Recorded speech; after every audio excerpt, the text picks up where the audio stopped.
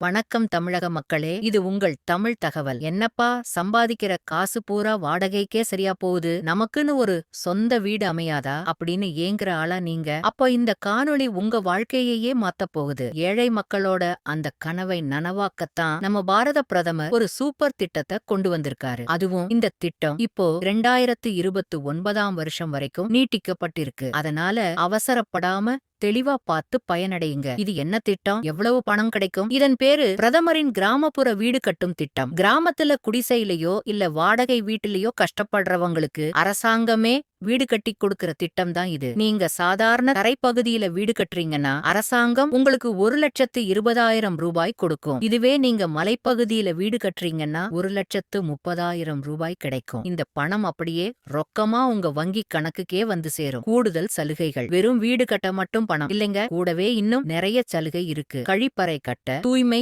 India திட்டத்தின் கீழ தனியா 12,000 ரூபாய் தருவாங்க. மேற்கூரை அமைக்க நம்ம தமிழ்நாடு அரசாங்கம் தனியா கூரை போட 50,000 ரூபாய் வரைக்கும் கொடுக்கறாங்க. வேலைக்கு பணம், உங்க வீட்டை நீங்களே கட்டிக்கலாம். அப்படி வேலை செய்யும் போது 100 நாள் வேலை திட்டத்துல இருந்து 90 நாளைக்கான சம்பளமும் உங்களுக்கு கிடைக்கும். கூடுதல் கடன், வீடு கட்ட இந்த பணம் பத்தலன்னு நினைச்சீங்கன்னா வங்கியில குறைஞ்ச வட்டிக்கு 70,000 ரூபாய் வரைக்கும் கடன் வாங்கிக்கலாம். யாரெல்லாம் விண்ணப்பிக்கலாம்? தகுதிகள்: நீங்க இந்திய குடிமகனா இருக்கணும், 18 வயசு முடிஞ்சிருக்கணும், முக்கியமா உங்களுக்குன்னு சொந்தமா காரை கான்கிரீட் வீடு இருக்க கூடாது, வறுமை கோட்டுக்கு கீழே இருக்கிறவங்க, தாழ்த்தப்பட்டோர் மற்றும் பழங்குடியின மக்கள், SC/ST, கணவரை இழந்த பெண்கள், மாற்றுத்திறனாளிகள், இவங்களுக்கெல்லாம் முன்னுரிமை உண்டு. யாருக்கெல்லாம் கிடைக்காது? அரசாங்க வேலையில இருக்கிறவங்க, வருமான வரி கற்றவங்க, சொந்தமா கார், இருசக்கர வாகனம், விவசாய இயந்திரம், படகு வச்சிருக்கவங்க, நிறைய விவசாய நிலம் வச்சிருக்கவங்களுக்கு இந்த திட்டம் பொருந்தாது. விண்ணப்பிக்க என்னென்ன தேவை? ஆவணங்கள்: ஆதார் அட்டை, குடும்ப அட்டை, ரேஷன் கார்டு, வங்கி கணக்கு புத்தகம், பேங்க் பாஸ்புக், சாதி சான்றிதழ், வருமான சான்றிதழ், எங்களுக்கு சொந்த வீடு இல்லைன்னு எழுதி வாங்குன உறுதிமொழி பத்திரம், உங்க புகைப்படம். எப்படி விண்ணப்பிப்பது? 2 வழியில விண்ணப்பிக்கலாம் மக்களே. நேரடியா போய் உங்க ஊர்ல இருக்கிற பொது சேவை மையத்துக்கோ, இ-சேவாய் மையம் அல்லது ஊராட்சி